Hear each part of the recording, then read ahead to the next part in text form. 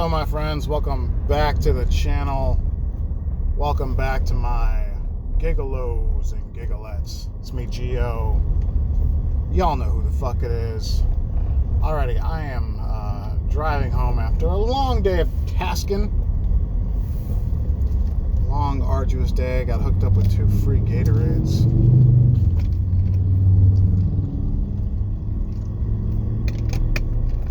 Clients were very thoughtful today. Okay, yeah. So, me and Spicy had back-to-back jobs together, and while we were waiting for the first one we were doing together to start, I told him that someone in my group chat shared a screenshot of the Uber surge. It was out of control. Like in Chicago, it was just fucking lit, right? And then I jokingly shared a screenshot of the Lyft surge, and there was none. I mean, this wasn't exactly when the Uber surge thing came in, but at 3:12 p.m., that is what the Lyft map looked like to me. And I'm aware they are called personal power zones, so the driver a block away between rides could have been seeing a $5, $10, whatever. No one really knows how those damn things work. But it's a personal power zone. It doesn't entirely reflect demand.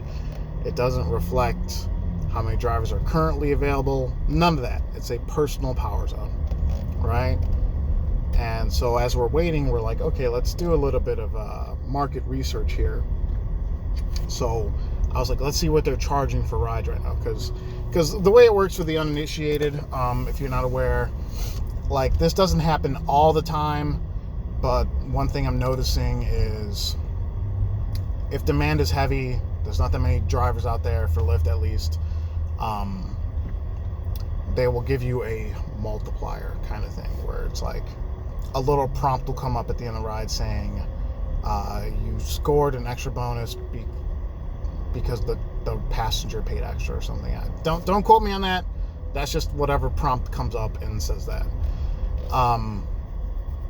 So yeah. So as a Lyft driver, if you're running economy, whatever the hell, you're for sure going to make your rates. You're going to make your miles and your minutes, right? So I think all the economy rates for Chicago, they got rid of the grandfather rates. So every economy driver is making like 59 cents a mile. And I want to say 16 cents a minute. I might be wrong on that. And you're going to make that. You know for a fact you're going to make that, right? You don't know if demand is heavy, if they're going to hook it up. But one thing I will say is passengers have told me what they've been charged for rides, and what I'm getting is nowhere near what they're claiming to be getting charged. Like, for example, my last ride I did this week was a Lux ride with a small power zone attached, and I made around $42, and the passenger claimed he was charged $70. And then an economy ride would have been like $55. So I didn't see anything extra of that.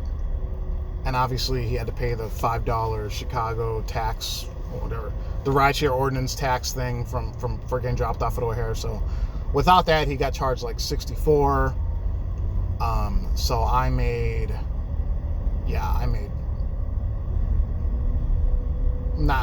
that's not even 70%. That might be 60% maybe. So anyway, so that's just a quick rundown of like how these things happen, right? So he's looking on the Uber app. So we both checked. Let me go back.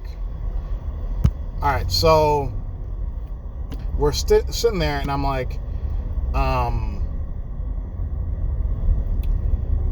and I said, check out the Lyft app and see, or like just check the rider apps and see what they're charging to go to certain locations. So we both put in Navy Pier, right? So I shouldn't even have saved that screenshot because that was dumb of me. Anyway, okay. So on his end, Lyft was charging $43 for a economy ride. But if you look closely, everything on Lyft says limited availability.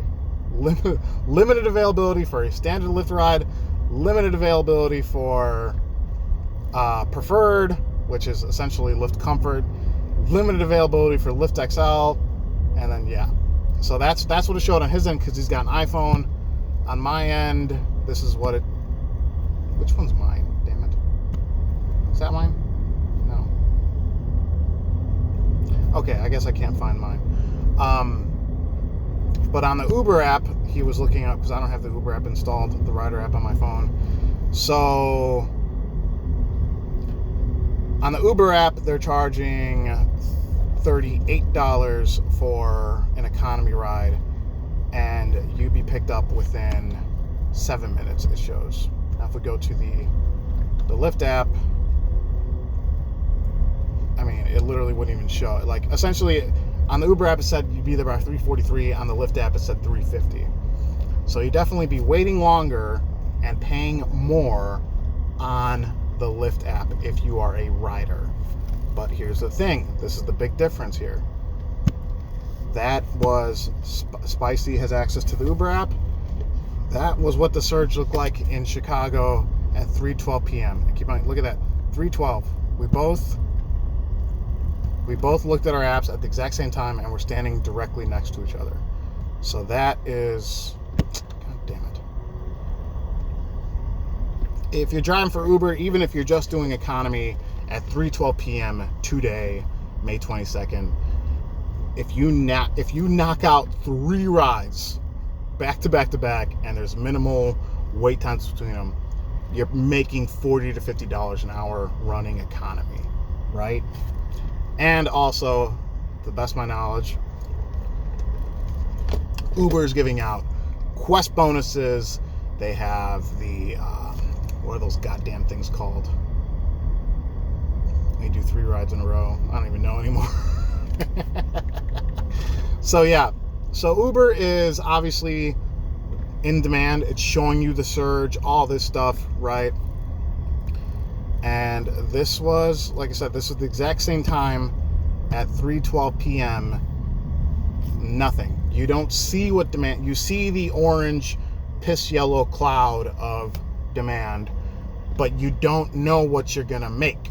You're completely flying in the blind, and you're at the mercy of however Lyft tabulates their, their surge payments. You just don't know. It's really a stupid system, absolutely stupid. And here's the thing, and I would say, like, maybe whoever's in charge of handing out the bonuses or the streaks or whatever, like, most rideshare drivers, and I'm sorry if I'm completely out of focus here, have access to both apps, Uber and Lyft, right? If you had access to both apps and you're running rides, if you're driving a Toyota Corolla, if you're driving a Nissan Sentra, you're driving an economy car, right? Which app will you be running?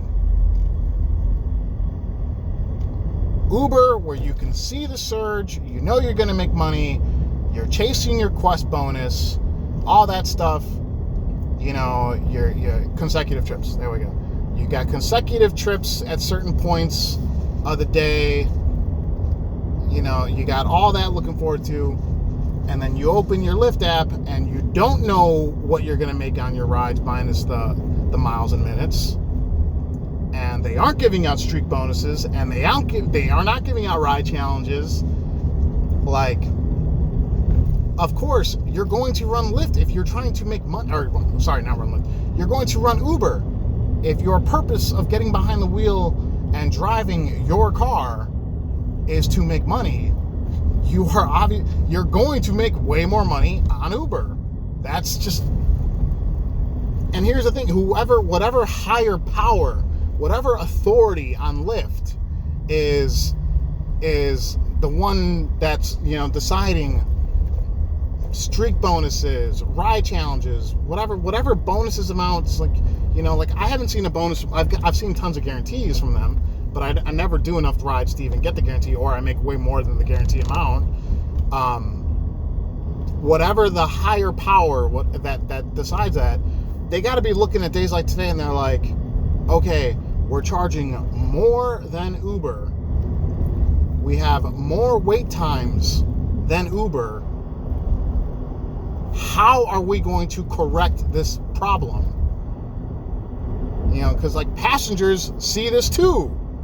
Because they would just have to open up the app and be like, okay, I can either be on the pink team and wait longer and pay more, or I could just get a ride quicker and pay less on Uber. Essentially, like, Lyft is dropping the ball here really, really bad. And like I said, I know that this is not something that, it's hard to work on these things as they're happening, but if this is any indication of what rideshare is going to be like over the summer, as things are opening up and people are, like Chicagoans are just they're so ready to get back out there and go back to work and everything, and go out and celebrate. There's going to be concerts and all that stuff. If this is any indication of what Chicago is going to be like over the summer, and Lyft is not showing drivers what they stand to make on top of the rides, if Lyft is not giving streak bonuses or ride challenges, or whatever, $200 for 10, 20 rides like Uber's doing, then they will not be able to compete. They're charging more, longer wait times, and drivers, if they're smart, are just going to, like the smart ones, are just going to run Uber. Like, why would they waste their time on Lyft? I've been checking my app, my Lyft app, sporadically since I've been driving to and from jobs. I haven't seen one power zone. And keep in mind, I didn't log on today because, why would I do that? But yeah, the proof is in the pudding, man. Lyft has to take some kind of corrective action here, or they're not competing. It's not even like this is not the way to get drivers to, what is the purpose of Lyft? The priority of Lyft is to make sure rides get done. I've said it before, I'll say it again. Uber and Lyft don't care about drivers. They care about they care about passengers being picked up and dropped off. That's what they care about. How are you incentivizing drivers to turn on their apps and drive when they don't know what they're going to make? When they're getting 30 to 40% of the fare because you're pocketing, even on a good day, 60%. And even worse, with these fares being so much, you're paying $38 to go to Navy Pier. Not everyone is super generous. You're paying this much for a ride. You're losing out on tip revenue. Your tips are going to tank because everyone's paying so much over the top amounts for these fares. What will Lyft do to incentivize their drivers other than showing them this yellow cloud, this orange cloud? We all know rideshare is a broken system. It's not even up for discussion. But if Lyft wants to operate in these major markets, because I don't have access, I can't open up the app and see how it is in Phoenix. I can't do it. But in Chicago, this makes no sense. Lyft has to start rolling out some incentives, rolling out bonuses or something, because right now there's no way they would pull any drivers from Uber on a day like today. There's just no chance. You'd be like, okay, Lyft would be like, oh, demand is heavy, sign on now. Okay, demand's heavy, sweet. But it's $11 surge on Uber. Why would I run Lyft? Yeah. So I just wanted you guys to show you that it's that was something that really, really, really shocked me. it's really kind of sad if you think about it. So, yeah, I don't know, man. Lyft has to make major changes. Like this right here should be a good call for them to bring back the prime time or something, just so you know you're making extra, just so you know your earnings will be comparable to what you can make on Uber. But right now, it's just like there's no reason, if you have both apps, to even look at Lyft. This is, if you're smart, if you like money, you're running Uber. Doing this shit. All right, guys, that's all I got for this one. I want to thank y'all for watching. Everyone, please stay safe, stay driven, stay healthy, stay classy. I'll talk to you next time. Bye-bye.